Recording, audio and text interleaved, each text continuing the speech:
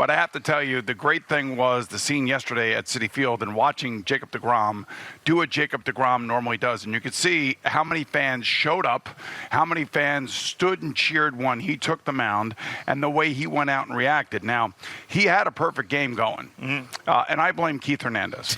And I was watching the game. I was so confused when this happened because I saw his tweet to you, but you hadn't tweeted anything, so I assumed that you texted him. Well, I texted Ron Darling. Oh, okay. And listen, since he put it out there, I can share the text with you. Okay. Okay, and I will let you read what I said. This is last night at 6:32 p.m. as the game is going on, and it's Jacob deGrom's last inning. What does it say? Did Keith just say, will he be perfect? Then you got the faceplant emoji and the head explosion emoji. Right. And then Keith's fault. That was after the walk and the home run. That's right. Keith's fault. And then you've got the expletive over the mouth emoji. Right. Keith touching the money again. Make him stop, please. Right. Yeah. So, because he had diarrhea of the mouth yesterday. That's right. And he just couldn't stop talking. And I love Keith. You know that. I love him and Ronnie together. They're great because Keith gives you the hitter's perspective and the fielding perspective. Ronnie gives you the pitcher's perspective. They have a great rapport with one another, and Gary allows them to be themselves. And that's why I feel like we have the best booth in all of baseball. No argument here. All right, so I'm allowed to say that, and I'm allowed to say, you are great, Keith. I love you. You had your day and everything else. Yesterday, you had diarrhea of the mouth because right before Jacob deGrom, gets into that final inning, and we all knew it was 85 pitches. Mm-hmm. We all knew it was probably. Yeah, he wasn't going to complete the perfect game anyway. We know that. We know that. And Keith says the only thing is whether or not Jake will be perfect. And I'm like, oh, my God, I can't believe you just said that. Now, I think Gary is trying to be careful about going down that road. And Ronnie didn't say anything. Yeah. Because he's a pitcher. Sure. And he knows. Right. So I have Keith's number, but I didn't want to text him because he would have got at me on the air. So I texted Ronnie. I said, please tell him to shut up. Because after Jake had given up, the home run to Dansby Swanson, basically, he then says, and he tries to look forward. So what happens if Joely Rodriguez screws up, and what are they going to do? Mm-hmm. Could they bring in, Edwin Diaz for, a 6-out save? Oh my God. Yeah. And I'm like, will you just tell him to shut up already? leave it lie. Come on, stop doing this.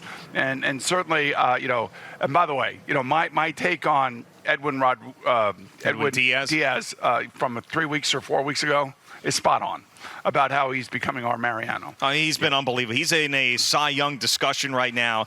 He strikes out the side yesterday. Really? I mean, it's just it's insane what we are watching. I think I was off that week. You got heat for that? Is that what happened? I got a lot of heat for that because I wasn't saying that he is Mariano per se, because Mariano's got has got the greatest closer resume in the history of the game. So I'm just saying he's on his way to becoming Mariano, and everybody started freaking out. Yeah, of course. And Yeah, Jerry was freaking out on me. Everybody's freaking out on me. And I'm like, hey, the numbers don't lie. When he first got here, the numbers didn't lie either. He was one of the worst, if not the worst closer in the history of baseball. Right. Definitely the history of the Mets, that's for sure. Right, but, there have been No, he was the worst. That was the worst season I've ever seen. All right, but the thing about it is that he overcame all of that, and now he's got total command of every pitch he's throwing. His slider is unhittable right now, and he's got a fastball that's up in 101, 102, and he can place it anywhere he wants. And that's what made Mariano so great. And that's what makes Scherzer so great. That's what makes Jacob deGrom so great. That's what made Tom Seaver so great, is that they have the accuracy to put that ball wherever they want, whenever they want, and the sequence of pitches that they throw to keep the batters off balance. So, I don't know. Today, I wake up, the Mets are amazing again. Yeah. They're amazing again. Right. I mean, you cannot, if you are not in on this team prior to this series, I don't know how you're not in on them now. And last week when you guys were off, there were so many Mets fans that were just apoplectic over what they did or did not do at the trade deadline. It's like, this is what you got. You just brought in Darren Ruff and Naquin and Vogelback, and you brought Givens in. You didn't get a lefty. How did you not go out there? The Padres did everything. This was an opportunity. Everybody was freaking out over it. And then now, after this weekend and this 4 out of 5 get from the Braves, nobody's talking about that. Now, I still think that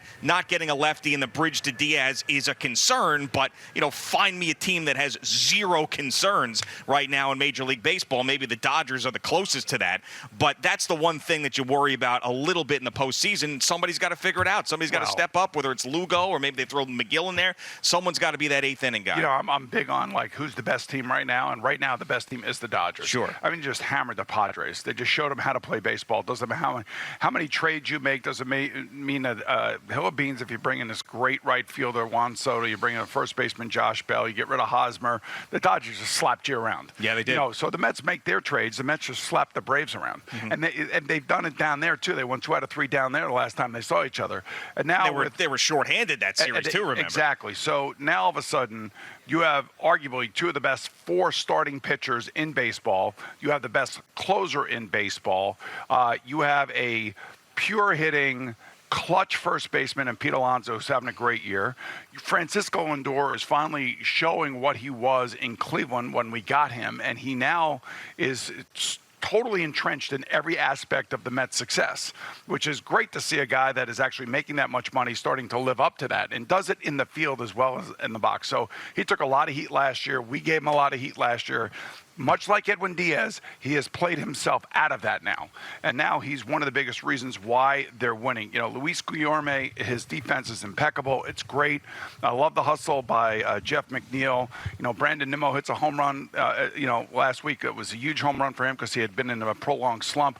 I mean, I don't know what else. Starling Marte is doing his thing. I don't know what else to say about the team. And when a team is winning like this, and it looks like this, and you can see how pumped up they are in the dugout, I just hope that with the Reds coming to town, one of the worst teams, if not, the Nationals are the worst team.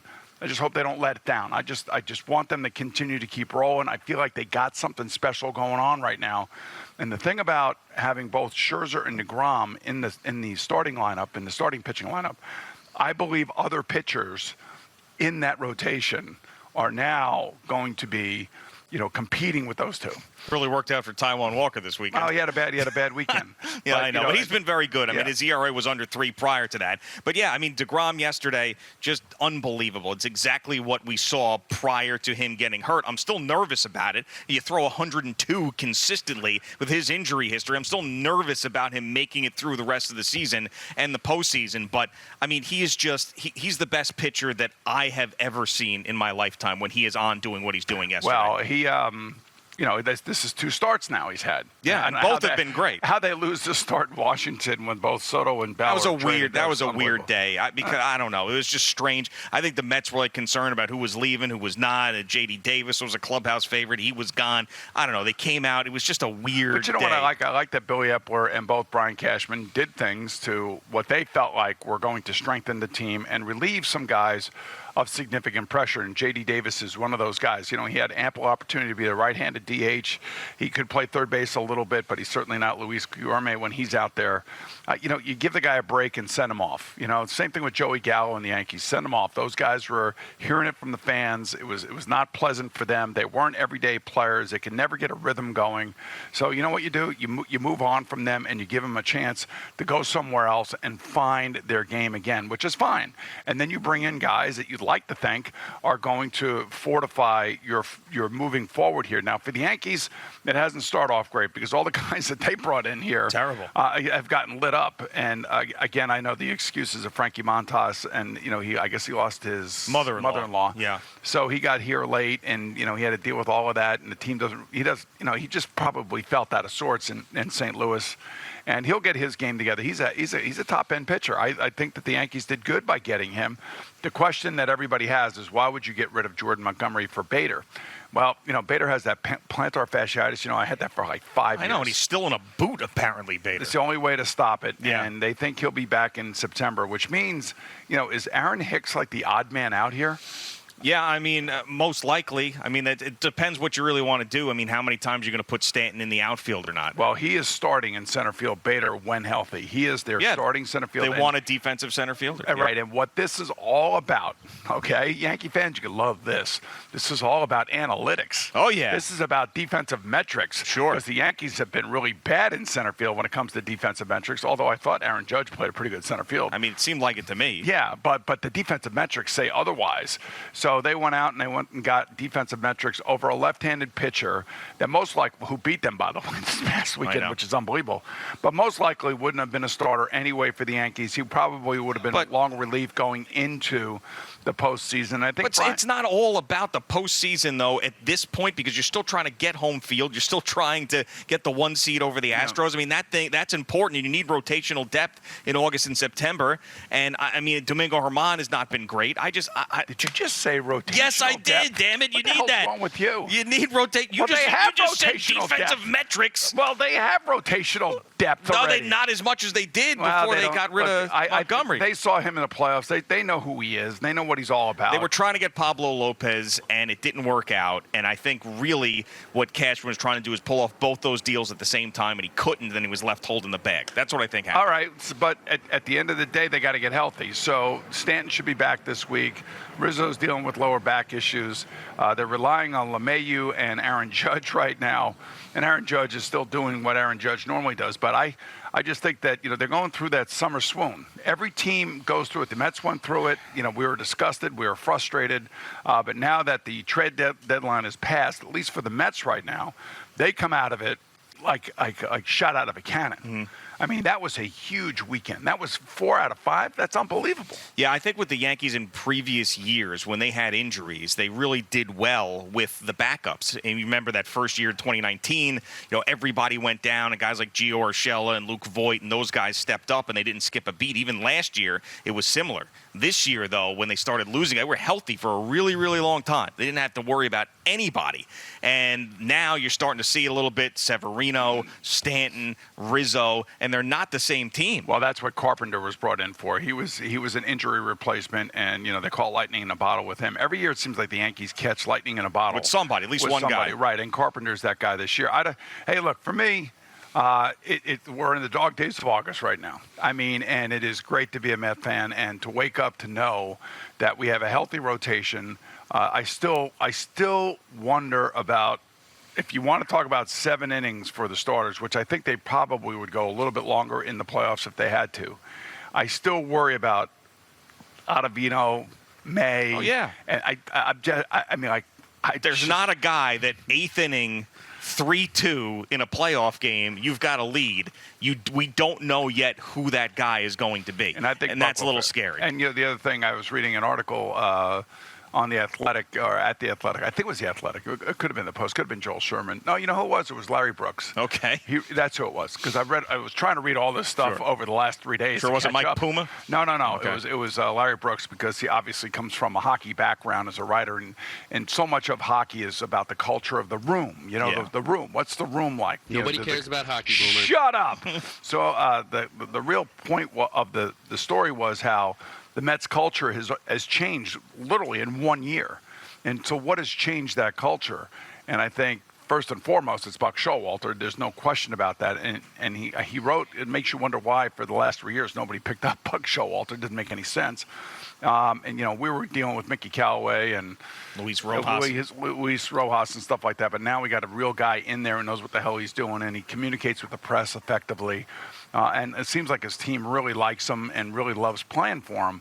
And that's the thing. That's the thing that every team, I don't care what sport it is, that's Brian Daboll's charge here with the Giants after all the freaking changes here in New York.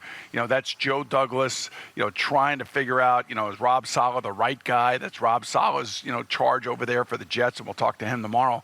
But I just think like the Mets, it's obvious that they got the right guy as the manager. Yeah, I mean, nobody is more prepared than Buck. I think that his calming influence, even when things weren't going great for a little bit of a stretch, was tremendous. And I also think the change in the culture in the room, Max Scherzer has a lot to do with that. You're exactly right. So every time he steps on the mound, there's an intensity that he brings, which I didn't realize. I mean, I remember when he was with the Nats and we had to face him.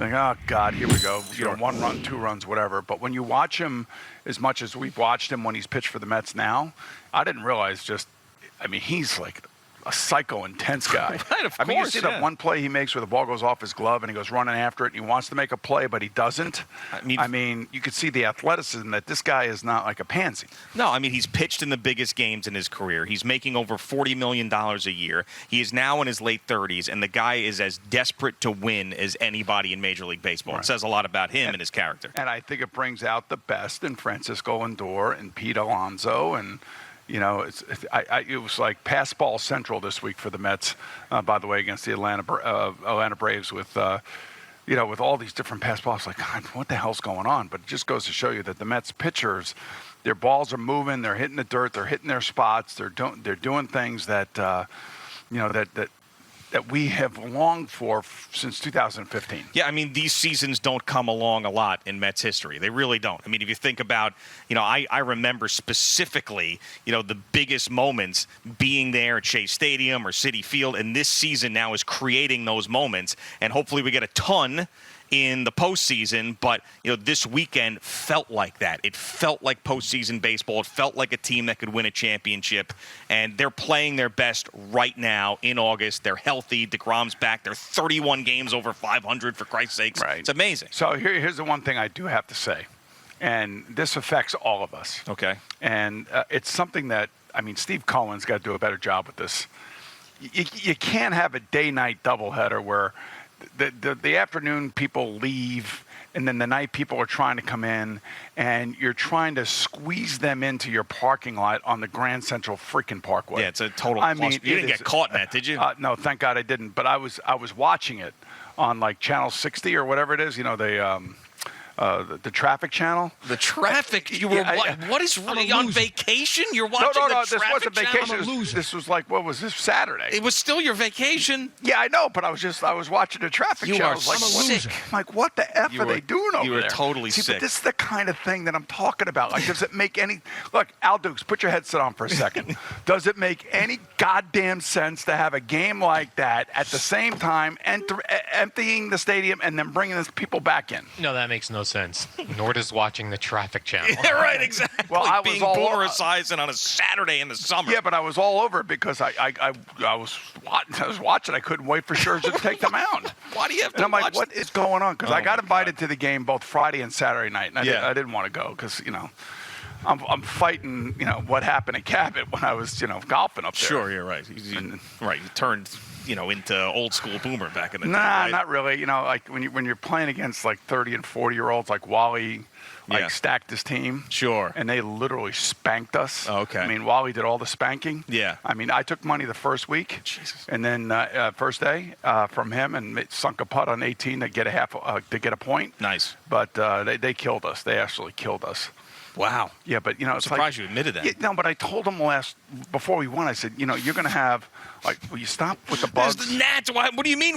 Can I stop? Can the bugs stop? Get a gnat in my face every 5 seconds. There was the biggest bug I've ever seen in my life just showed up here before. Isn't that like a dining needle? Isn't that what they're called? I've never heard that term in my life. You've never heard that dining needle? I've never heard of a dining needle. That's what we used to call it when I was growing up, was dining needles. But anyway, Wally had like Cal Clutterbuck. This guy Madden, Chew, Stone, all these guys. And like I got everybody on my team's over 60. Joe G. Takes a while to swing the club. It's one of those things. But I will say we had a great time. It's awesome. And if people are lucky enough to go up there, Cabot is a public golf course. You can go there and play it. A lot of Canadians do go there in the summertime and go and play, but I would recommend it for anybody. It is just an absolute awesome trip. Thank you for watching. Please like, comment, and subscribe. And don't forget to hit the red bell so you're notified when we have new content.